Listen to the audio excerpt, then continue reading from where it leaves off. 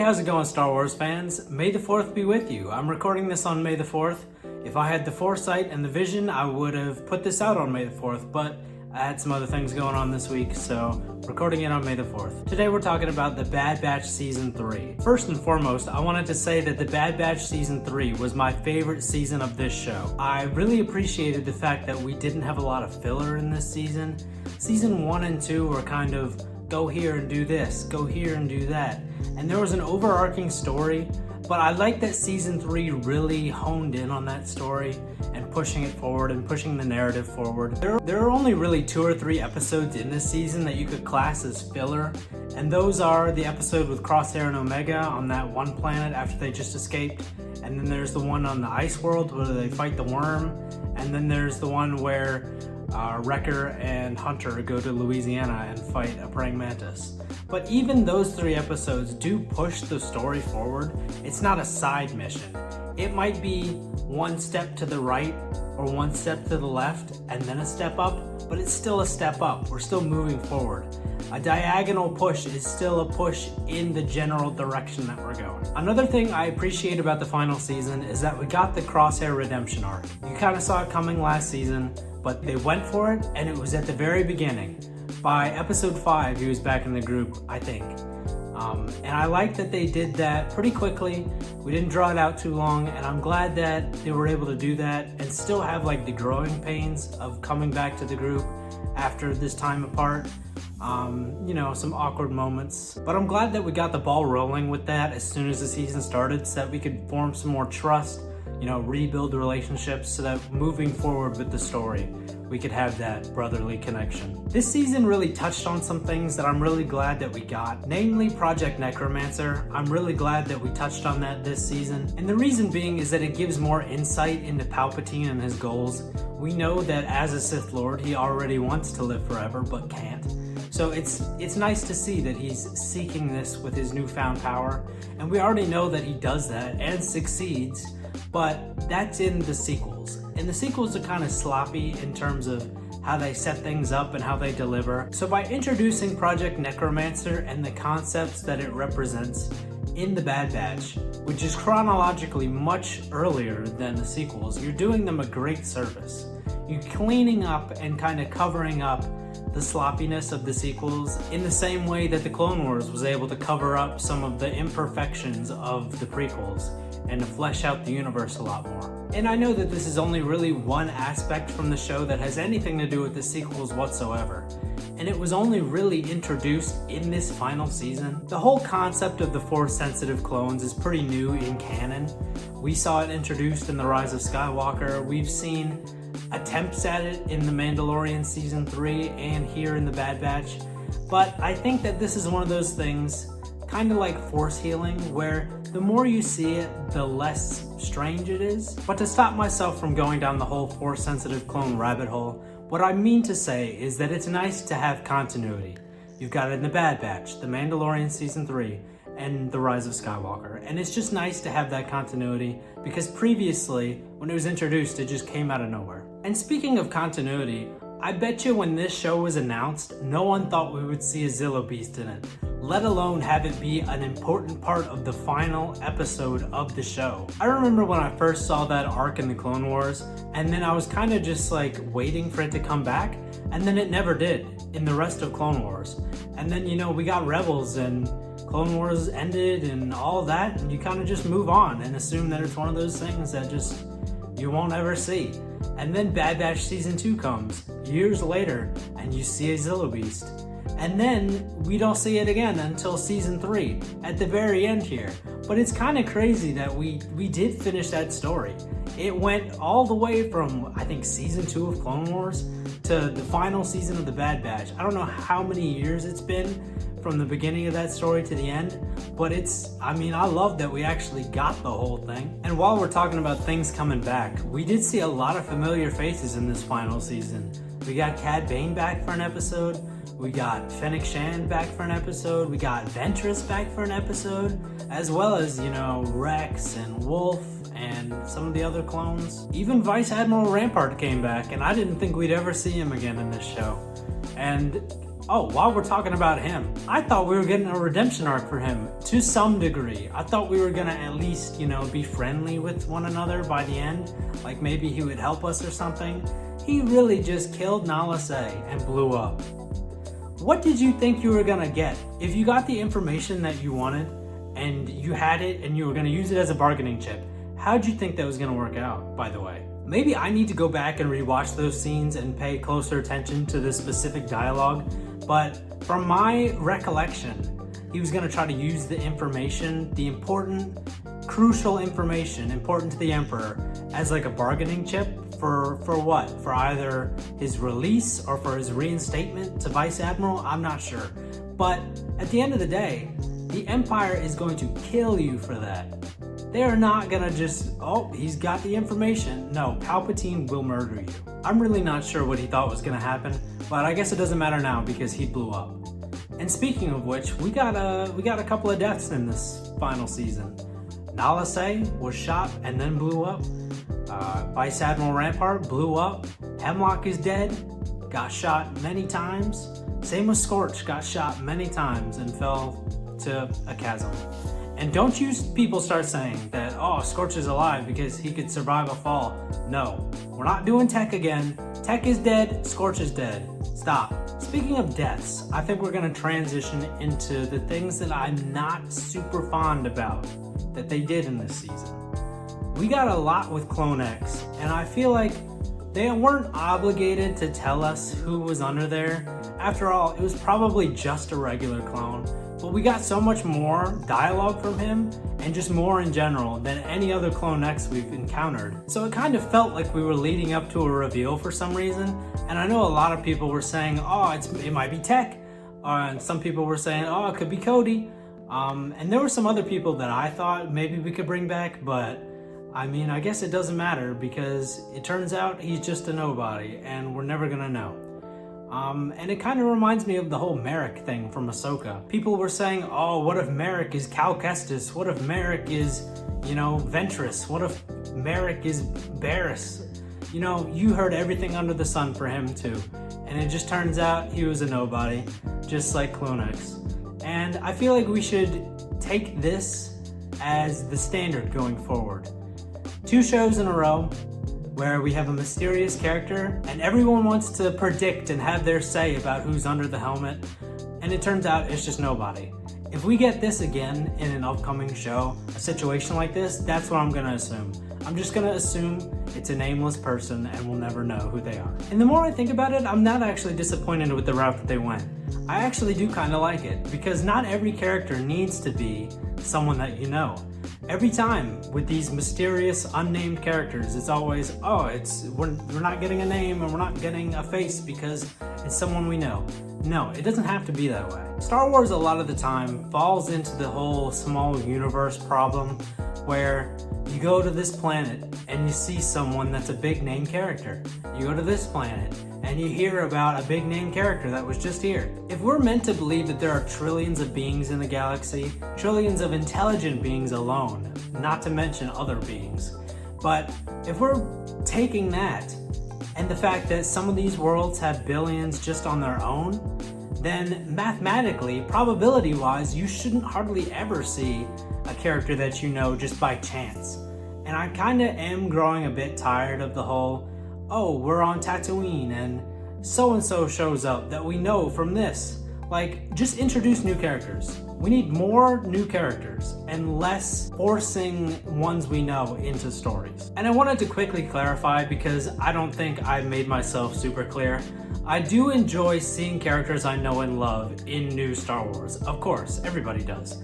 But sometimes it's forced. I need it to be natural. I need the character to be there for a good reason. But sometimes it's just like, oh, this character's here because of this? And it's kind of like, oh, what a crazy coincidence. Let me suspend my disbelief. But I don't want to have to do that. I want to just, that character's there because story-wise it makes sense that they're there. As opposed to they're there because the story needs them to be there.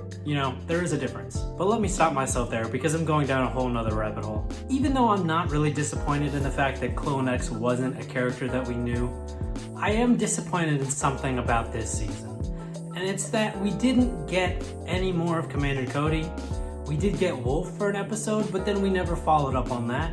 It kind of felt like we left some things open-ended that I wish we didn't.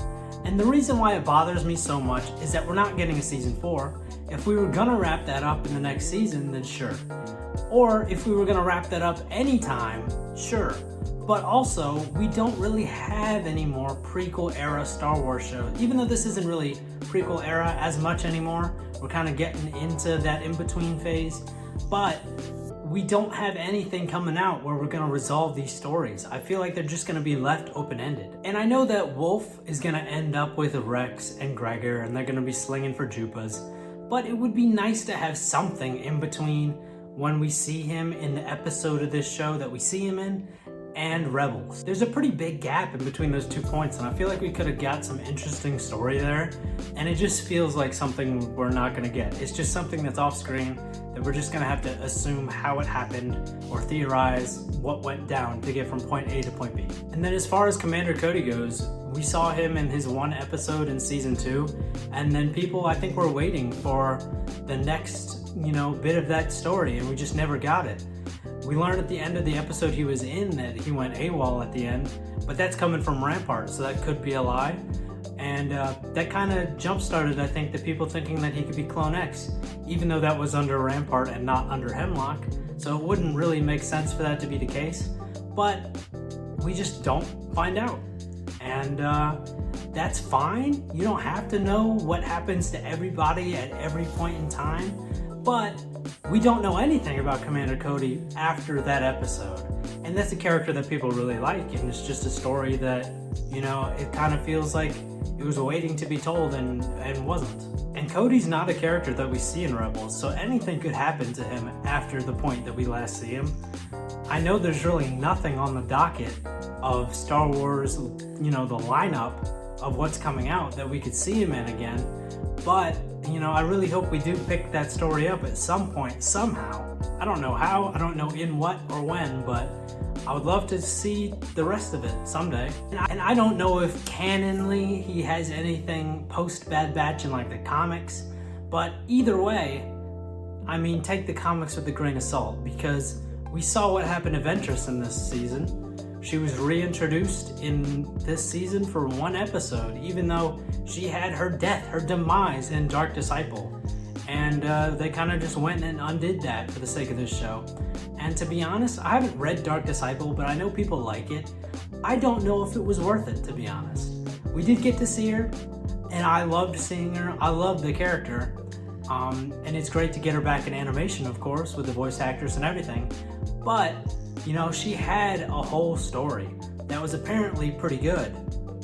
Some people really like it, and we kind of just went and undid that from one episode. I hope we get more Ventress in the future, because if not, I don't know if it's worth it for them to undo this whole story just to have her back for, 20 minutes. And I think what would bother me most of all if they don't bring Ventress back in future Star Wars projects is they undid her death in a novel for this, seemingly just for the sake of her being alive still. I don't like that we're heading toward this whole, everyone's gotta live type of Star Wars, I know Tech died in this show, and he stayed dead, which I'm so thankful for, because I was getting worried for a minute that they were gonna bring him back to life somehow, bring him back to life or whatever. But no one died in the finale. No one died in this season. Wrecker lives. Crosshair lives. I know he lost his hand, but he lives. Hunter lives. Omega lives. And I know that people are big fans of these characters and really like them, but I'm starting to feel like we're in an era of Star Wars where we just can't kill off fan favorites. I don't know why I feel that way, but that's just what it seems like.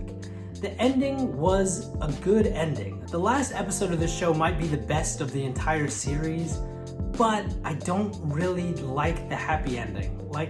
Part of me is happy because I like these characters and I'm glad they survived, you're rooting for them. But at the same time, the story almost calls for someone to die. What we're going up against and what we're trying to accomplish and who we are and how few we are, even though we're very skilled, even though we're really talented, just these insurmountable odds, I feel like we didn't take enough losses. I know we got captured, I know Crosshair lost his hand, but everything worked out a little too perfectly. Is it just me? Let me break down what I'm talking about. Crosshair lives, Wrecker lives, Hunter lives, Omega lives. Fine, that's our core group, even though I think someone maybe could have bit the bullet. We had everyone survive. Okay. Oh, and I forgot Echo, because Echo's hardly been a part of the group. But Echo also lives. But also, all the children live, which is fine. We don't need another Order 66 situation. The kids can live. But then also Emery lives. Like, everyone good lives. Everyone good lives. You could say Nala Se was good and she died. But is Nala Se good? Look at when we were first introduced to her in the Clone Wars, and then look at her at the end here. Through everything we've seen her in, is she good? Or does she just care about Omega enough to not care about anything else? Because that's what it feels like. I feel like it was just an unrealistic good ending, to me. I feel like it's unrealistic that everyone that was on our team survived. And also we managed to take out everyone that was bad. We took out Hemlock, we took out Scorch, we took out, Rampart, even though he kind of took out himself. Nala Se, kind of somewhere a gray area, but also dead. We set the Zillo Beast free, Tantus was decommissioned by Tarkin. It just all wrapped up in a nice little bow, which can be all right sometimes, but this time it just feels, I don't know, artificial. It's just not right. Something's just not right. And you can say, oh, everyone lived, but we didn't make it out unscathed. Crosshair lost his hand. Wrecker got kind of messed up. Hunter's not in great shape when we were finishing out either. But, come on now. How many times has Wrecker been knocked unconscious in this show? I would say like half a dozen. Crosshair has burnt his head on a Venator's, engine. He already messed up his hand and he was dealing with it for the whole season. It's not like these injuries mean anything. They aren't gonna, except for Crosshair's hand, none of these are gonna be lasting injuries. Cause if this wasn't the finale and we had a few more episodes, 2 episodes later, Wrecker would be fine. Hunter would be fine. Crosshair will probably have a robotic hand already. It's one of those things where a death would have been the only thing that would make it feel right. The whole ending where everyone gets to go back to Pabu and everyone's, happy and living together, I feel like it's just too happy of an ending. For the kind of show that this is, for the era of Star Wars that this is, I feel like we got off very lucky to have this be a possibility. And because of that, I don't know how to feel about the time skip. I have mixed feelings about it. I'm happy that these characters, they made it out all right and, they got to live their lives and be together and be a family. But it just feels like they shouldn't have, just based on the way that the show as a whole went. Especially this final season, it kind of feels strange to have that. As far as the whole Omega going off to join the rebellion thing, I also don't know how to feel about that. It's something I don't particularly like.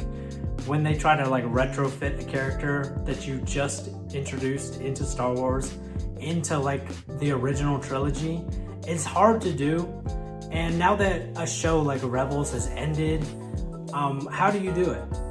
My guess, my ideal thing is I would love it if they bring her into Andor Season 2. Cast her in live action and just have her be in that show. And then whatever her fate is in that show, whether she lives or dies, whatever. But at least you've got that. And then it's easier to wrap your head around the fact that, I guess in Empire Strikes Back, she was just a nameless pilot in the background or whatever. It's easier to swallow that if you've got her in Andor Season 2. And if they don't do that, I won't really like the whole her going to join the rebellion thing. Because it feels like we're just shoehorning it in there. It's like, what will make people excited?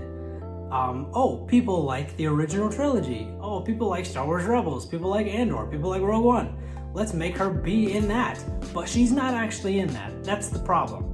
So you gotta do something about that. Otherwise, you're just name dropping things. And I know I'm probably being overly critical, but I just have this expectation with animated shows in Star Wars, not all of them, But with Bad Batch, I would like to say I hold it to a higher standard because it's like a Clone Wars.